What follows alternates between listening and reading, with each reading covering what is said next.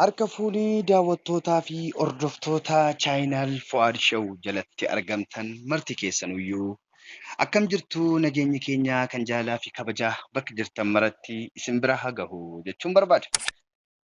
Egaa har'a immoo barumsa tokko isiniif qabadhee dhufeetiin jira. Egaa barumsi kunis maa'inni jechuun keessan hin oolu jechuudha. Egaa barumsa neetwoorkii keenya yookaan waayifaa itti fayyadamnu tokko haayilii akka nuuf dabaluuf jechuudha. Aappii itti fayyadamuudhaan amma fakkeenyaaf an ofii kiyyaa waan itti fayyadamuuf isiniif qooduu barbaade uummanni namni baay'een kan jiraattanu biyya alaa jechuudha. Waayifaadha kan fayyadamtanu baay'ee jechuudha. Kanaafuu yeroo tokko tokko waayifaan kun dadhabuu ni mala. Inni dadhaba. Feesbuuka illee akka itti ilaalle, yuutiibii adda addaa illee akka nuti itti ilaalle ni dadhaba yeroo baay'ee jechuudha. Waayifaan biyya alaa, biyya keessaas haala kamiin waayifaa kana jabeeffachuu dandeenya, akka inni sirriitti nuuf dalagu gochuu dandeenya kan jedhu barumsa tokko isiniif qabadhee dhufeen jira. Egaa waan ofii kiyyaa itti fayyadamee beeku tokkoon isin barsiisaa jira. Na fayyadeenyaan jechuudha. Egaa mee gamanumaan yuutiibii keenya sabiskiraayib gochuu hin dagatinaa. Hin dagatinaa oduu ho'aan barumsa adda addaas komeediin wanta adda addaa isin bira gaha waan ta'eef wanti Oromiyaa keessa jirullee waraabnee isiniif gadhiifna waan ta'eef hin dagatinaa sabiskiraayib godhachuu jechuudha. Ho'aan akka isin bira gahuuf jechuudha. Egaa gara barumsa keenyaa seenname amma. Pileestoorii keessa seentu aappicha buufachuudhaaf pileestoorii keessa pileestoorii namni wallaalee hin jiru jechuun danda'ama. Pileestoorii seenaa. Pileestoor bakka kana seenna jechuudha. Kana tuqnee seennaa. San booda ilaalaa jechuudha bakka itti akka itti barreeffamu. Super jennee vaayipiin jenna jechuudha. Amma barreeffanneerra kunoo asirratti maqaa isaa barreeffanneerra jechuudha aappicha. Aappicha kunoo asitti barreessinee jirra. San booda sarchi gootu jechuudha. Sarchiin godhaa. Egaa ani aappii kana itti buufadheetiin fayyadamaa jira jechuudha yeroo ammaatti. Waayifaadha amma kan hin fayyadamaa jiru.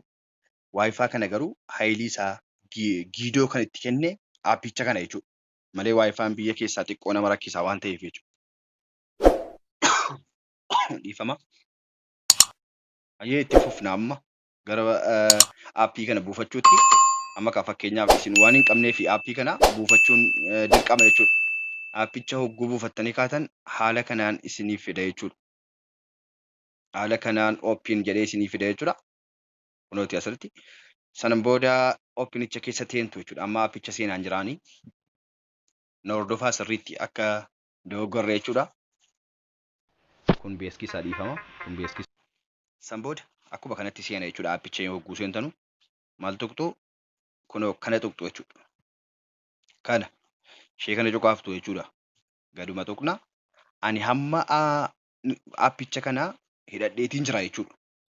Baay'ee giidoo qaba jechuudha. Harkisuu danda'a neetwoorkii jechuudha. Kan nama biraa caala baay'ee harkisa jechuudha. Hayyee amma isin maal gootu aappicha kana mee cufeetiin ka'een banee isin agarsiisa jechuudha. Fakkeenya nan cufaa. Dhiifama kun beeksisaa. Okay. Haala kanaan isinii fida jechuudha. Ammaan kiyya cufeen jiraan banachuun fedha yoon ta'e wanti aappichi kun baay'ee nama ajaa'ibu keessaa maa inni beektu googiliidhaan hidhata qaba. Googilii jechuudha. Iimeela keessanii hidhata qaba. Fakkeenyaaf bakka kana tuqaa ilaalaa hogguu buufattanii kaatan bakka sana hogguu tuqxanu kunoo iimeelaa wajjin fide jechuudha. Amma iimeela kiyya hidhata qaba jechuudha. Iimeelli kiyya kunoo asitti argama. Kanaafi waan addaati jechuudha. Itti aansuudhaan amma aappicha kana banachuu feena.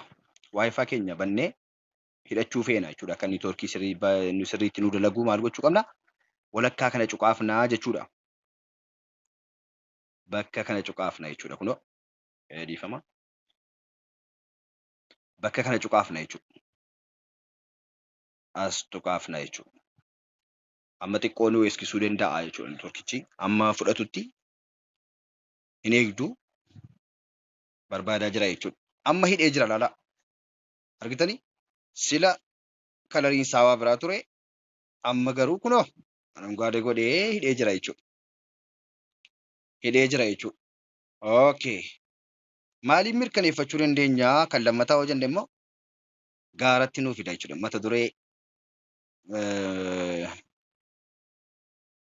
Mata duree bilbila keenyaa irratti nuuf fidaa jechuudha kunoo.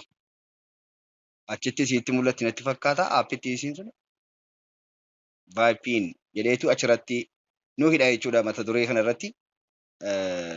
Mata duree niitoorkii keessanii irratti hidha jechuudha. Bakka sana mul'isuu dhiisuu hin danda'a. Egaa vaayipiin jedheetu achirratti nu agarsiisa jechuudha. Kanaan mirkaneeffattu. San booda mee hamma haala inni ittiin hojjetu isin daawwachiisa. Keessa seene yuutuuba keessa seene ammaas keessaa baanee yuutuuban seenaa. Amma yuutuuba seenne irraa haala addaatiin hojjeta jechuudha niitoorkii. Ilaalameme. Ilaa.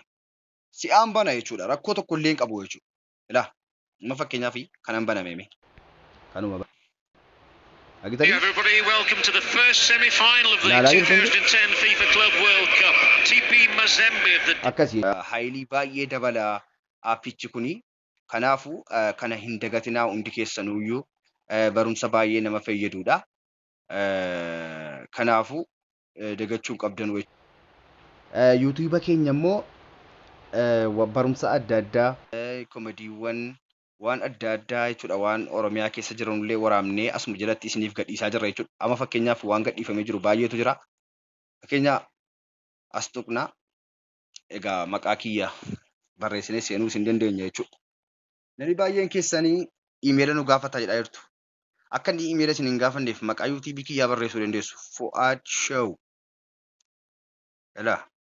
Qubee kana qofa barreessinaan sana booda sarchi gootu isiniif fida jechuudha. Amma haala kanaanii iimeela nu gaafatu sabiskiraayib gochuudhaaf jechuudha. Sabiskiraayib gochuuf iimeela tokkollee nu gaafatu jechuudha. Yoo liinkii tuqxanii seentan garuu nama gaafata. Hayyee itti fufna amma Nayimaariin Fuwaadiin argattaniittu san booda viidiyoo inni gadhiise hunda isaa ilaaluu yoo feetan kana gaccuqaaftu jechuudha. Kana gaccuqaafna amma akkanatti jechuudha. Cuqaafnee akkatti nuu fidee viidiyoo guutuu salaaluu yoo feene immoo iddee viidiyoo jedhu kana tuqna jechuudha. Maqaa isaa erga akkanatti nuu baasee achi gaccuqaafna akkanatti gaccuqaafna jechuudha. Haala kanaan viidiyoo asirra jiru hunda isaa argachuu dandeessu jechuudha. Fakkeenyaaf waan Oromiyaa keessa jiru waan adda addaa isin daawwachiisaa jirra jechuudha. Waan barumsa adda addaas illee ni argattu jedheen abdadhaa.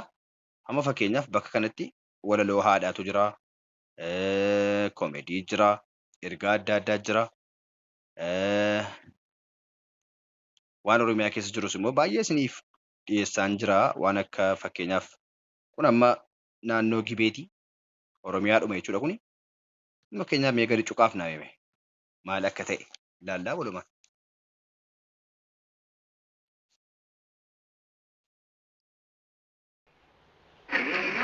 Laakanooti amma.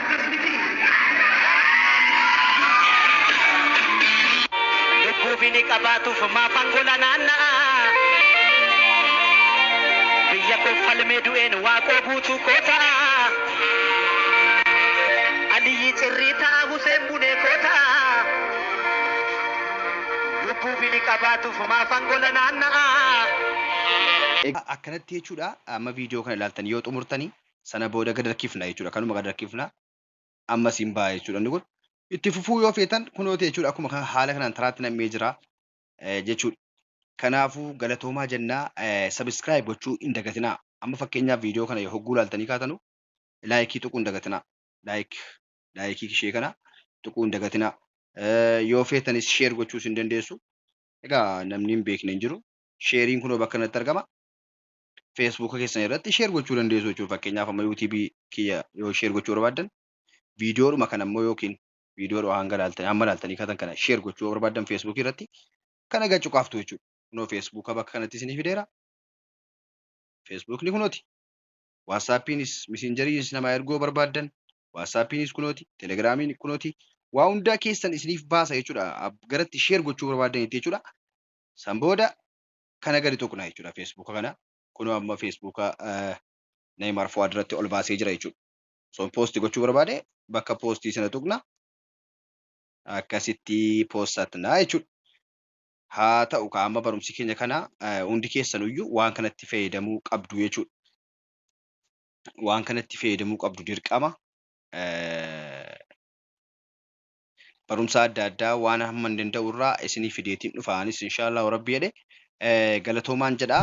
Subscribe like gochuu hin irraanfatinaa. Oduu ho'aan akka isin bira ga'uuf jechuudha. Galatoomaa horaa bulaa nagaan jiraadhaan jedha.